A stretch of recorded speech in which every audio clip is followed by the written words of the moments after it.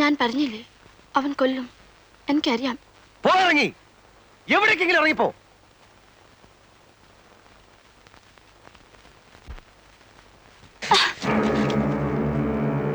ഞെക്കി കൊല്ലാൻ കഴിവില്ലാത്തോണ്ട് പറയാ. എവിടേക്കെങ്കിലും ഒന്ന് പോ. എങ്ങോട്ട് പോവാൻ? എങ്ങോട്ടെങ്കിലും. നമ്മളെല്ലാം ഇപ്പൊ അകത്താകാൻ പോവാ. ഞാനായിട്ട് നിന്നെ പിടിച്ചു കൊടുക്കത്തില്ല. ഒരു ദിവസം ഇവിടെ കൊണ്ടിട്ട് പോയതുകൊണ്ട്. പക്ഷെ അകത്തായാൽ ഞാൻ എല്ലാം പറയും.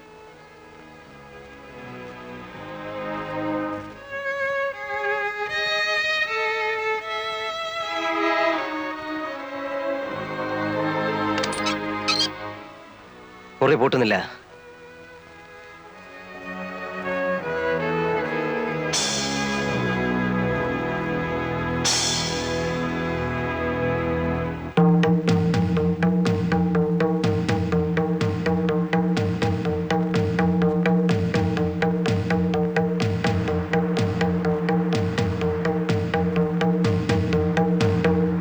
നേരാണോ ഈ കേൾക്കുന്നത്? അങ്ങനെ കേട്ടു. കേട്ടേ ഉള്ളൂ. ഒന്നും അറിഞ്ഞൂടെ? അറിഞ്ഞൂടെന്ന് ചോദിച്ചാൽ നിങ്ങൾക്ക് എല്ലാം അറിയാം, എന്നിട്ട് ഒന്നും അറിയാത്ത പോലെ നിൽക്കുന്നു. എനിക്കറിയാം, എന്റെ അണ്ണന്റെ ശവം നിങ്ങൾ അറിയാൻ നിങ്ങളുടെ കാറിനകത്ത് ഇരിക്കില്ല. എനിക്ക് ഉറപ്പാണ്. സത്യത്തിൽ നിങ്ങൾ സത്യം പറയത്തില്ല. നിങ്ങളുടെ ജീവിതത്തിൽ സത്യമൊന്നുമില്ല. നിങ്ങൾക്ക് കാശ് മതി. നിങ്ങൾ കാശുണ്ടാക്കാൻ വേണ്ടി എന്റെ അണ്ണനെ ചതി പറഞ്ഞയച്ച്.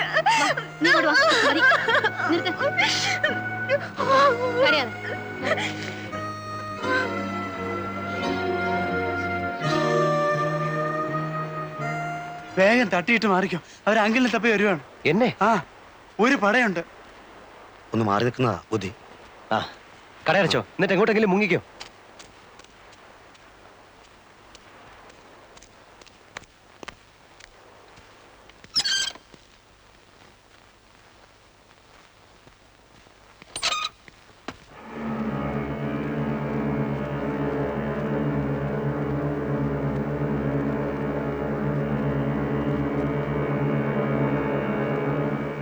ഏയ്,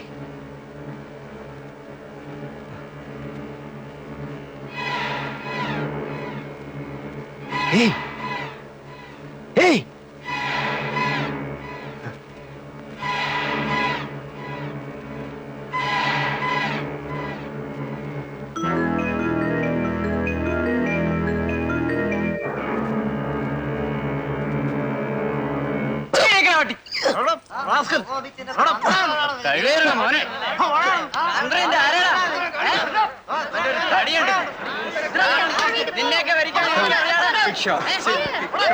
There's a lot of police there. I wonder what they're doing. Isn't he the man from the restaurant? ആ പെണ്ണിന്റെ മരണമാണ് എന്നെ 5 വർഷം ഇതിനുള്ളിലാക്കിയത്. മറ്റു 2 കൊലപാതകങ്ങളുമായി എന്നെ നേരിട്ട് ബന്ധിക്കാൻ അവർക്ക് തെളിവൊന്നുമില്ലായിരുന്നു. എന്നെ എന്നല്ല, ആരെയും അതുമായി ബന്ധിക്കാൻ അവർക്ക് കഴിയുമായിരുന്നില്ല. ഫാബിയൻ റമറസിനെ പറ്റി പറഞ്ഞപ്പോൾ പോലീസുകാർക്ക് അതൊരു തമാശയായി മാറുന്നത് ഞാൻ കണ്ടു. അവർക്കതങ്ങനെ എടുക്കാൻ കഴിയുമായിരുന്നുള്ളൂ. കാരണം ഫാബിയൻ അവർക്ക് കൊത്താനുള്ള ഒരു ഇരയായിരുന്നില്ല. 5 വർഷം കഴിഞ്ഞ് വീണ്ടും ഫാബിയൻ എൻ്റെ മുൻപിൽ വന്ന് പെട്ടപ്പോൾ എനിക്കറിയാമായിരുന്നു പോലീസിനെ വിളിച്ച് ഇതാണ് ഫാബിയൻ എന്ന് ചൂണ്ടിക്കാണിച്ചു കൊടുത്തിരുന്നെങ്കിലും വിശേഷം ഒന്നും ഉണ്ടാവില്ലെന്ന്. കാരണം അവനെതിരെ നിരത്താൻ എനിക്ക് തെളിവൊന്നുമില്ലായിരുന്നല്ലോ, ഒറ്റ ഒന്നുപോലും. ജയിലിനുള്ളിൽ ഫാബിയൻ രാജാവിനെ പോലെ സുരക്ഷിതനായിരുന്നു. അതിനുള്ളിൽ വെച്ച് എനിക്ക് അവനെ ഒന്നും ചെയ്യാൻ പറ്റുമായിരുന്നില്ല.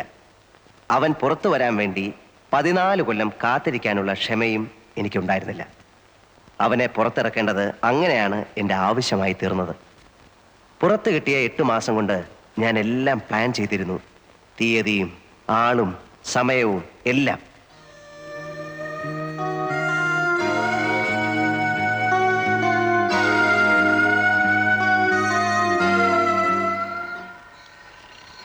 You promised me that you will inform me the date today. My cash is ready. You wanted me to arrange the money before October. I have arranged. When? Anytime. It is ready there. പുറത്തിറങ്ങിയാൽ അതെത്തിക്കാനുള്ള ഏർപ്പാടുണ്ടോ? ഉണ്ട്. Then ഒരാഴ്ച കൂടെ wait ചെയ്യൂ. You arrange it on October 2nd. October 2nd.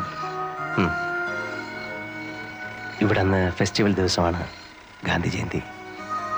Gandhi Jayanti.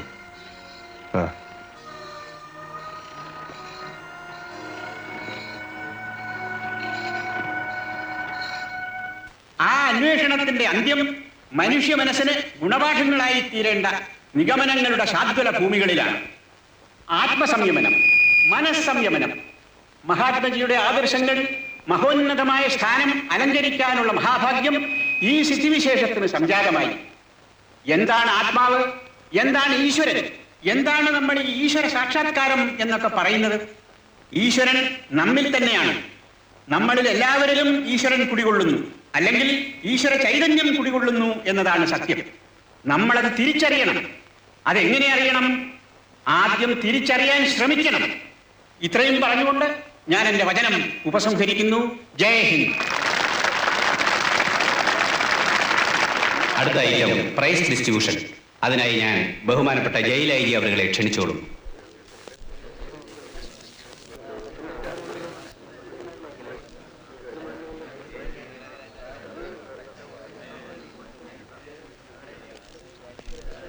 അടുത്ത item സമ്മാനദാനമാണ്. ബഹുമാനപ്പെട്ട jail I ജിയാണ് ഇന്നിവിടെ സമ്മാനങ്ങൾ വിതരണം ചെയ്യുന്നത്. സമ്മാനം വാങ്ങേണ്ടവർ സ്റ്റേജിന്റെ ഇടതുവശത്തേക്ക് എത്രയും പെട്ടെന്ന് വന്നു നിൽക്കണം. സമയമില്ല. സമ്മാനത്തിന് അർഹരായവർ ഈ സ്റ്റേജിന്റെ ഇടതുഭാഗത്തേക്ക് വന്നു നിൽക്കണം. സമ്മാനം വാങ്ങി സ്റ്റേജിന്റെ വലതുഭാഗത്തേക്ക് പൊയ്ക്കൊള്ളണം. ബഹുമാനപ്പെട്ട ജയിൽ ഐ ജി അവർക്ക് ഈ യോഗത്തിന് ശേഷം മറ്റൊരു ഔദ്യോഗിക ചടങ്ങിൽ പങ്കെടുക്കേണ്ടതുണ്ട്. അതിനാൽ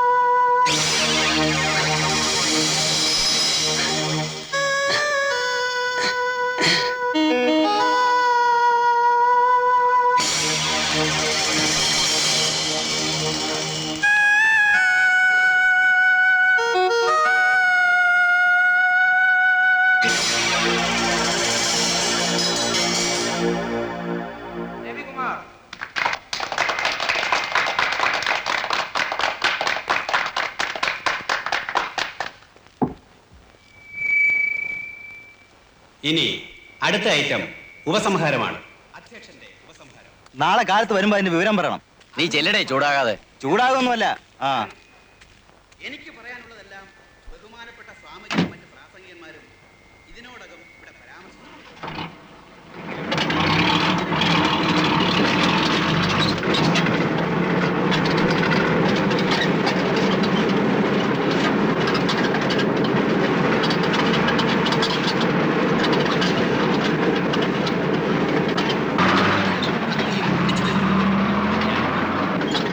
നമ്മുടെ നാടിന് സ്വാതന്ത്ര്യം നേടുന്ന ആ മഹാത്മാവിനോട് നന്ദിയും കൃതജ്ഞതയും പ്രകടിപ്പിക്കാൻ ഇങ്ങനെ ഒരു അവസരം സമുചിതമായി ആഘോഷിക്കുന്നത് ഏത് തരത്തിലുള്ള ഒരിക്കൽ മാത്രം പിറന്നു വീഴുന്ന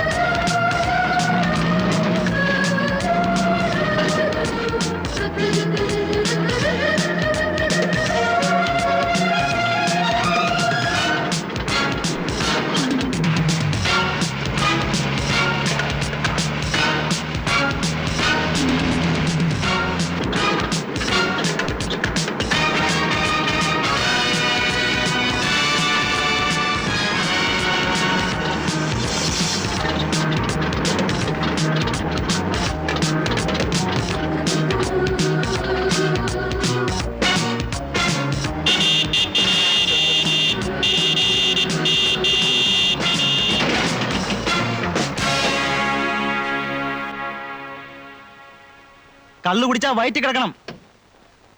വയറ്റിലല്ലാതെ പിന്നെ എവിടെ ആശാനെ? ശ്വാസവാസത്തിൽ കിടക്കുവോ? വണ്ടിയുടെ ആക്സിൽ ഒടിഞ്ഞു പോയതാ. ചിലപ്പോ ഒന്ന് തള്ളിത്തരേണ്ടി വരും. വീട്ടിൽ നിന്ന് ആരെയും കൊണ്ടുവന്നിട്ടില്ലേ തള്ളിത്തരാൻ? എടുത്തു മാറ്റണോ വണ്ടി? ദേ ചൂടാകല്ലേ. ആദ്യം സംഗതി അനങ്ങുമെന്ന് നോക്കട്ടെ. ഇവന് സ്വല്പ ഇടത്തുവാക്കുള്ള കൂട്ടത്തില.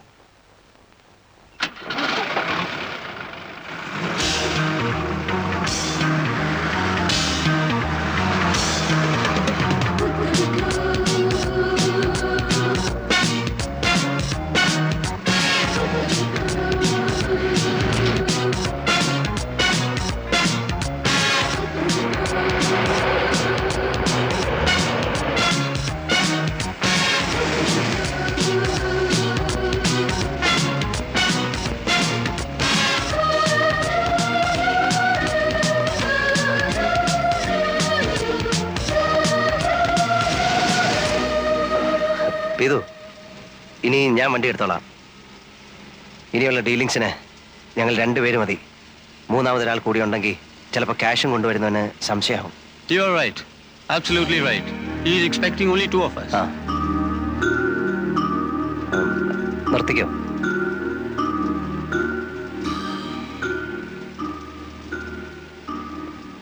ഞാനങ്ങെത്തും സന്ധ്യയ്ക്ക് മുമ്പ് അല്ലെങ്കിൽ രാത്രിയിൽ. ഇന്നിനെ വിളിച്ച് കടയിലെടുത്ത് എത്ര വൈകിയാലും എന്നെ കണ്ടിട്ടേ പോകാവൂ എന്ന് പറയണം. പറഞ്ഞിട്ടുണ്ട്. പോവാൻ ധൃതി കൂട്ടിയാലും സമ്മതിക്കരുത്. എനിക്ക് അവളോട് ഒരു കടം വീട്ടാനുണ്ട്.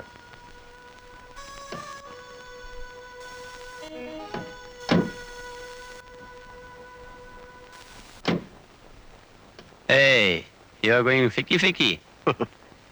ഇവിടുന്ന് ബസ് കിട്ടുമല്ലോ. ഞാൻ വയ്ക്കോളാം. കമാൺ, കാണാം.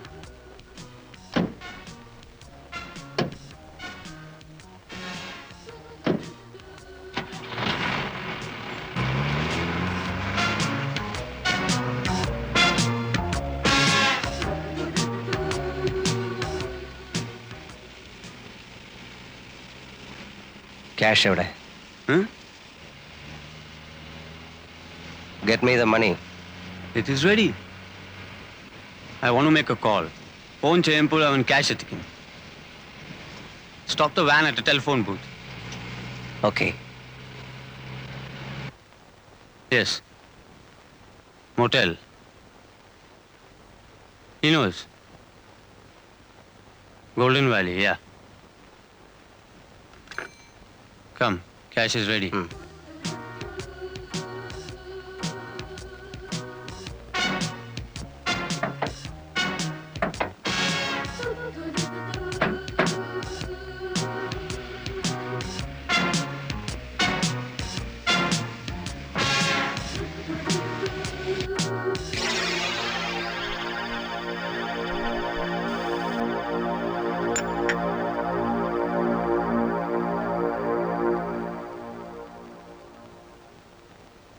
Coffee? Orange.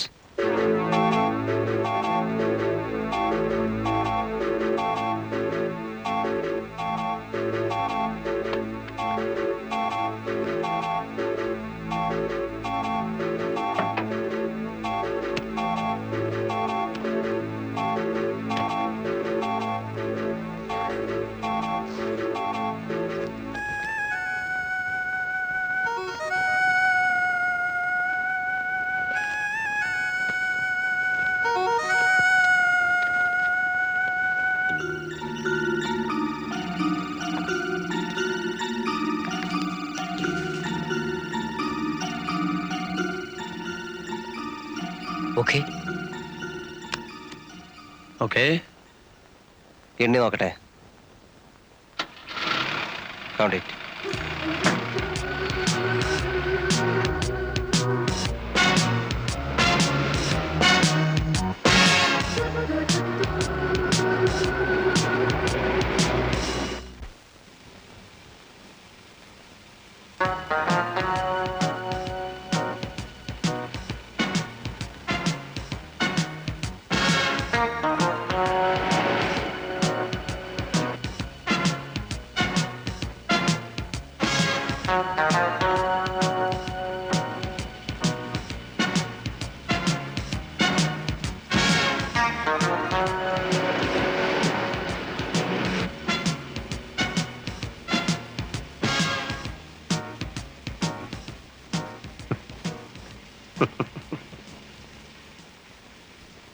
ഒരു കാര്യത്തിൽ എനിക്ക് നിന്നോട് അപ്രീസിയേഷൻ ഉണ്ട്.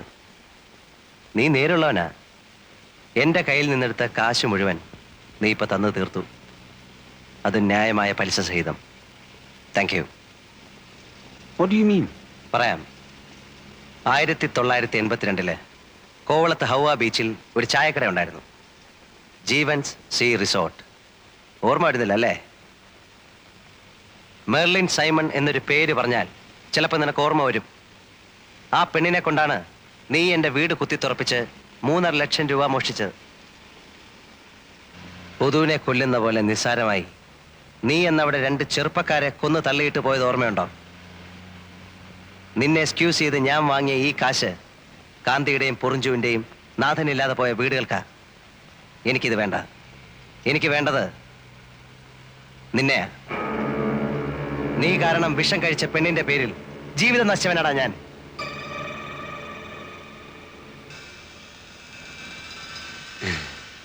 Do you think that I'll bring a bag like this to carry money for you? Eh? I brought it for this. I didn't mean to do this. Eniki van venum. But now, since I know of your dirty tricks, I will always be restless if you remain on this earth. I'm sorry for you, Jeevan. Stop the van. Stop it!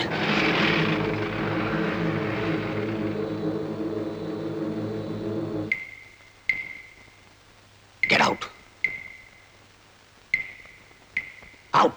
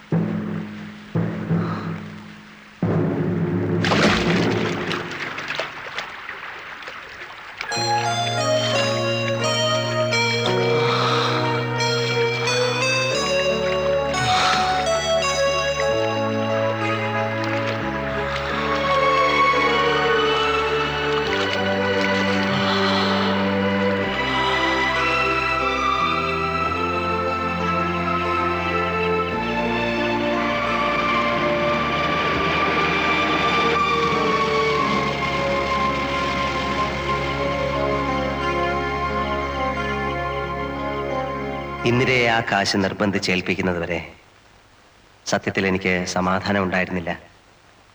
അവളത് വാങ്ങിയത് ഏതായാലും വലിയ കാര്യമായി. ഇനിയിപ്പോ സലോമിയുടെയും മേബിളിന്റെയും കെട്ട് നടക്കും. പിന്നെ ഇന്ദിരയ്ക്കും ആരെങ്കിലും വരാതിരിക്കില്ല. വീണ്ടും എനിക്ക് തെരുവ് വിളക്കുകൾ നഷ്ടമാകാൻ പോകുന്നു. ഇത്തവണ എത്ര കാലത്തേക്കെന്നറിയില്ല. പക്ഷെ ഒരു ആശ്വാസമുണ്ട്. ഇപ്രാവശ്യം എനിക്കെതിരെ സാഹചര്യ തെളിവുകളൊന്നുമില്ല. ഉള്ളത് മുഴുവൻ തെളിവുകളാണ്. എൻ്റെ ദേഹത്തും ഷർട്ടിലും വരെ തെളിവുകൾ. മറ്റതുമായി തട്ടിച്ചു നോക്കുമ്പോൾ ഇതിനൊരുപാട് സുഖമുണ്ട്.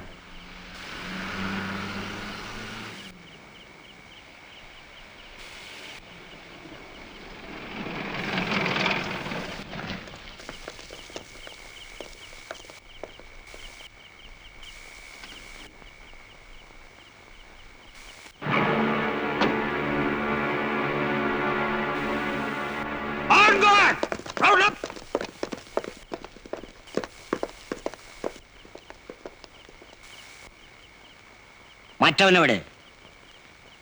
നിന്റെ ഒപ്പം ചാടിപ്പോയ ആ സായിപ്പ്